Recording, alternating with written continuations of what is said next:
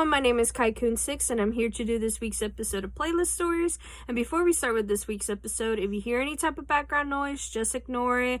I just barely fed my cat and then trash day is today, so if you hear any type of banging outside, that's just them.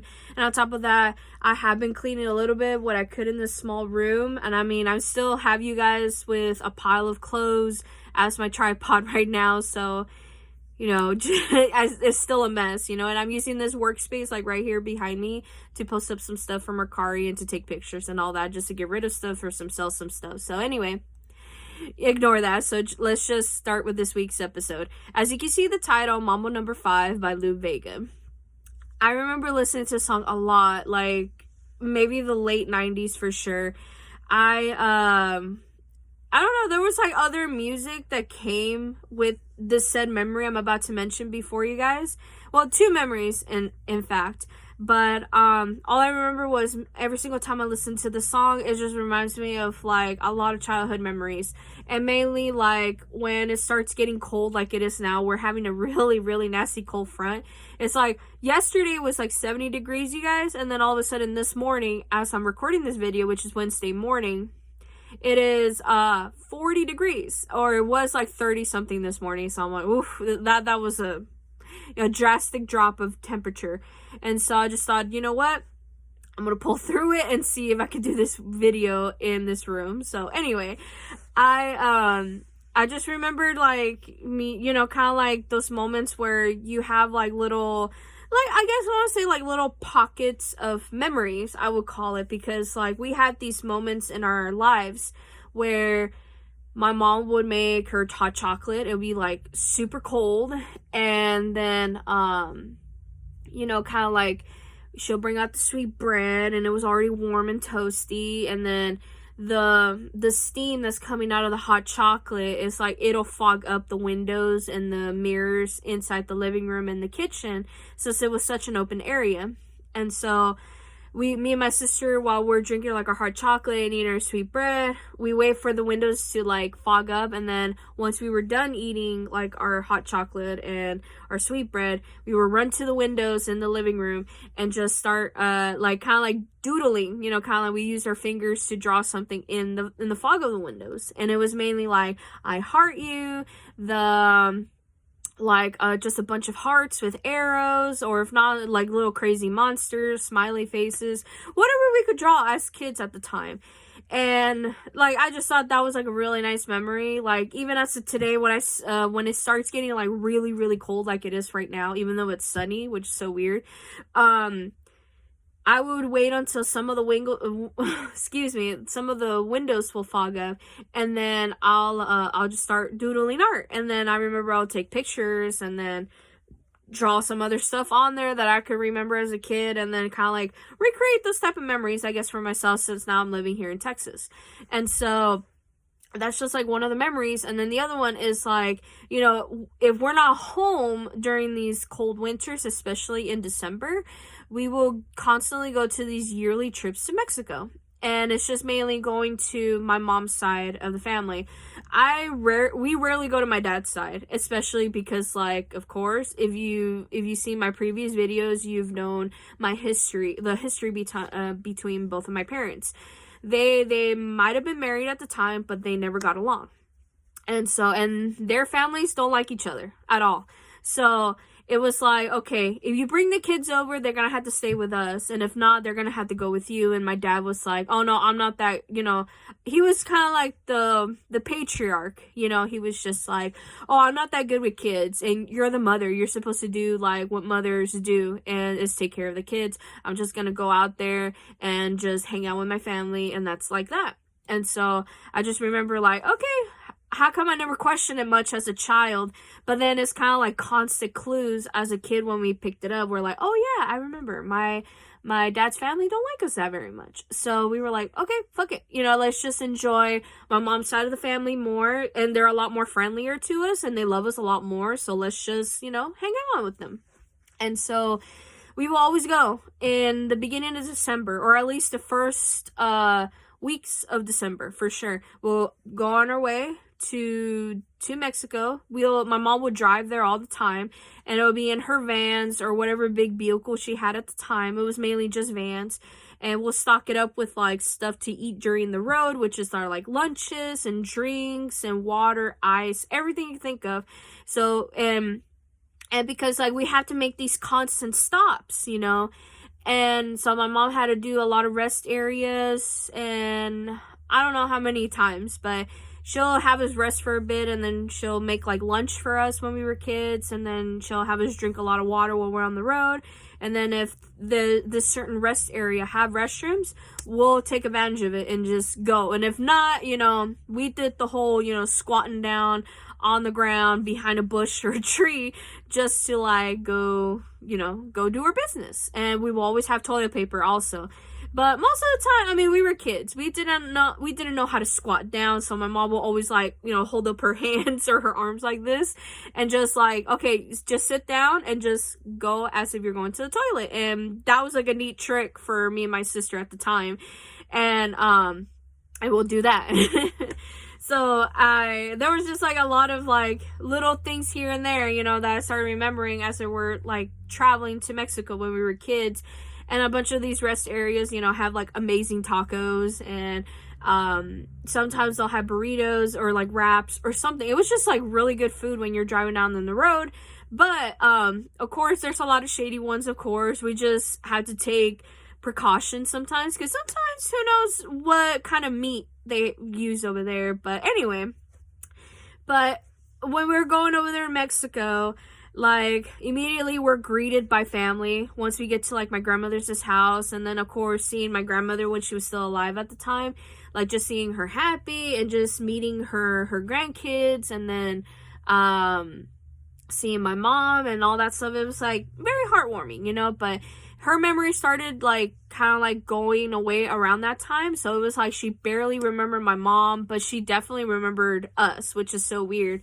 And so we would just like spend some time with our family.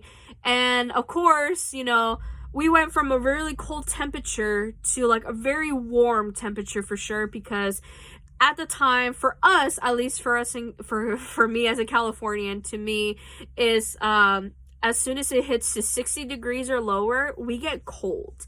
And once it hits that 50-40 mark, we're shivering. Like right now, I think it's like 45, and I am shivering for some reason. Maybe because like I have thin socks on, and there's no heater in this room, so I am like, my feet are frozen right now. So I would like take blankets with me or warm up as I could, and then my mom will be like, yeah, just as soon as we get to like the lower part of the equator, or we're already in Mexico, don't worry about it, it's just gonna be really hot. And I'll be like, yeah, sure, okay. And I will never believe her until we do experience it. Once it got to seeing the temperature, like passing by, you know, on signs where they tell you, you know, like, oh, you know, you're at this bank, and then you're at this time, the date, and then you see the temperature, and then you see that it's already like 90 degrees by the time we're already passing the border of Mexico. And we're just like, what the fuck?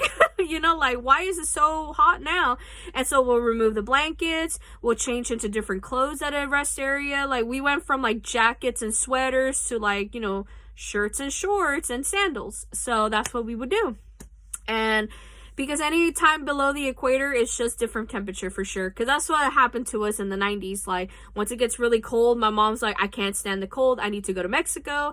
And so we'll go to Mexico, and just for her to be in warmer weather, which is like 100 degrees plus. Like, I think the highest I ever been in over there in Mexico with the humidity was probably like 120 degrees for sure.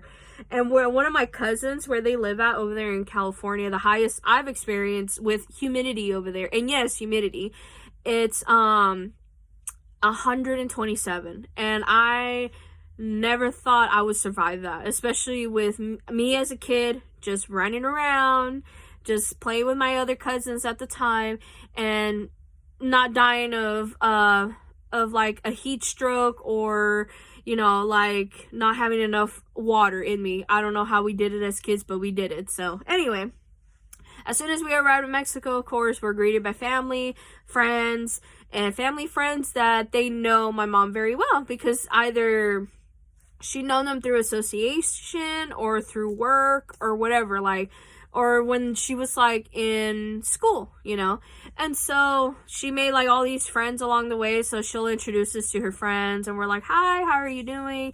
And then they'll compliment us because like at the time, me and my sister would be dressed like twins, because my mom thought that it was a cute idea for both me and my sister to dress alike. And we had compliments from like other people, especially from the white people in California. They just thought, wow, your daughters are beautiful. And me and my sister were looking at each other like, yeah, but we don't want to dress like this. It's just my mom's choice. And so of course, once we got older, me and my sister, we started dressing differently, and you know, that's just the nature of things. My mom knew it was gonna come, you know, but she just thought, well, I want to dress up my little girls as this. And then of course she liked getting compliments from strangers all the time like that, and which was a very weird thing back then. But I mean, nowadays you rarely get to hear that, but apparently here in Texas it's like second nature. As soon as we find somebody that's wearing a really nice shirt or a coat or something, we're always complimenting them. And I remembered one, I had like this top, not this one, but it's kind of like the same knitted material as this one, as you can see, you guys. I have one where it's like 3 layers. And this one is like an oatmeal colored one, then there's like this light green colored one, and then the bottom layer will be like a dark green one. And I always wear that whenever it shows up on my wardrobe, you know, or in my closet, and I'm just like grabbing stuff from there and then putting clothes on. And I would be going out with like my mother-in-law, right?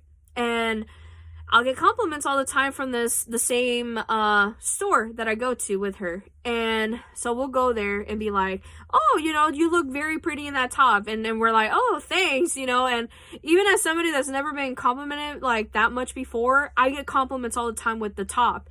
And so I'm like, I don't wear it as often, but when I do, it's like by sheer coincidence, I'll be wearing it. And then my mother-in-law will be like, oh, we're going to be going to this store in this city, so let's go. And I'll be like, oh, great, I'm going to be getting the same compliments again. And it's always the same ones, of course.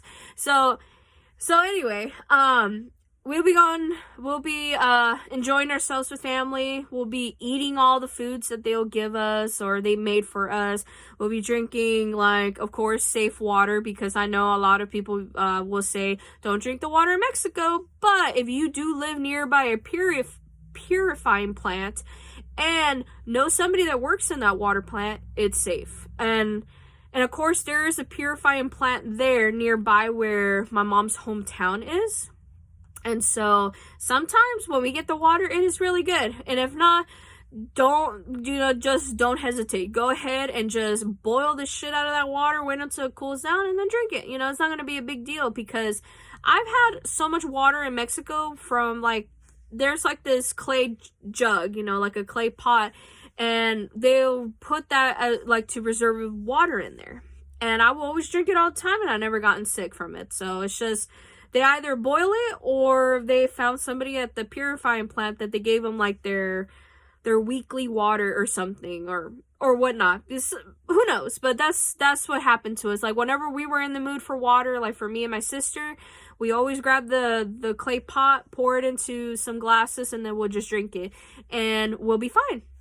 Because apparently, like, their water hydrates us more than what America does. So it's like, you know, as soon as we know that we're hydrated once again, me and my sister, we were ready to just basically tackle the world.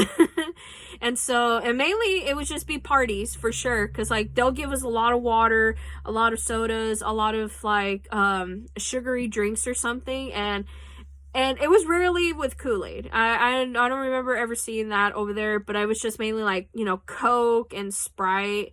And of course my favorite, which is like the grapefruit soda over there. Like I would drink the shit out of that, especially Squirt and the other brand for the grapefruit soda. I would drink the shit out of that. And then once I knew I was dehydrated, here comes the water bottles, or just grabbing that clay pot and just pouring myself into a glass and then drinking it, and I'm already hydrated again, which is so weird as a kid. So, and these parties for sure. And just to like clarify, it's just these parties were mainly just to celebrate, just because every single day in Mexico, for sure, they have the like certain holidays that come with it, so it's like more excuses to drink basically. And so this month of December, like that month of December for sure, it's like an entire month where you can just drink, party, have no worries or anything, and just celebrate with family and friends, you know. And mainly it should like either it could be at my aunt's house, it could be at my grandmother's house, or they rent out like a space that's like, you know, like a little hut or a shack or something, and then they have like all these tables and chairs, and then they have the catering and all that other stuff, you know. And we will enjoy ourselves with these parties.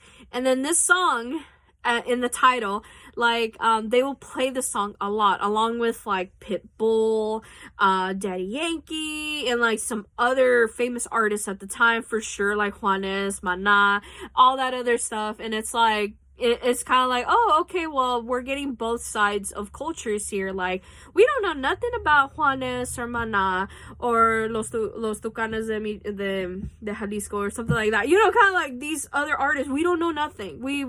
My mom knows them more than I do, and she'll name them. Like, I remember they'll play some Mexican music over there, and my mom would name the song and the artist that goes with it, and me and my sister were just like, yeah, she knows it very well.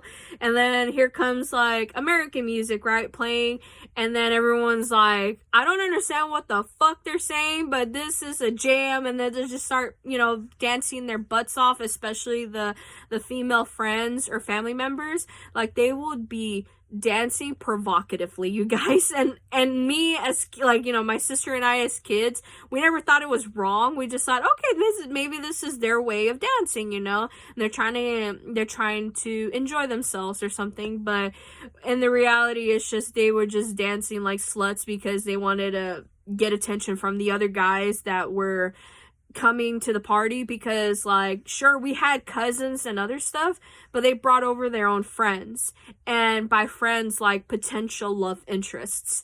And so they thought that, you know, being make-upped on, being dressed as the nicest clothes that they could afford at the time, doing their hair the most beautiful way as possible they could, and they thought, okay, well, all I need is just the personality and my dance moves, and I'll get a guy for sure. And of course, 99.9% of the time it worked over there, so who knows.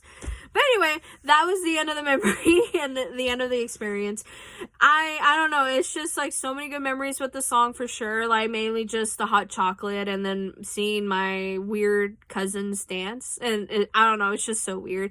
But they were like really nice cousins for sure. Like, they will make us feel like we're at home in Mexico every single time we go visit them and stuff. And then they'll treat us like as if like we were their own kids, and like, in a way, even though my mom clearly was just like, no, they're my daughters, they don't need this, they don't need that.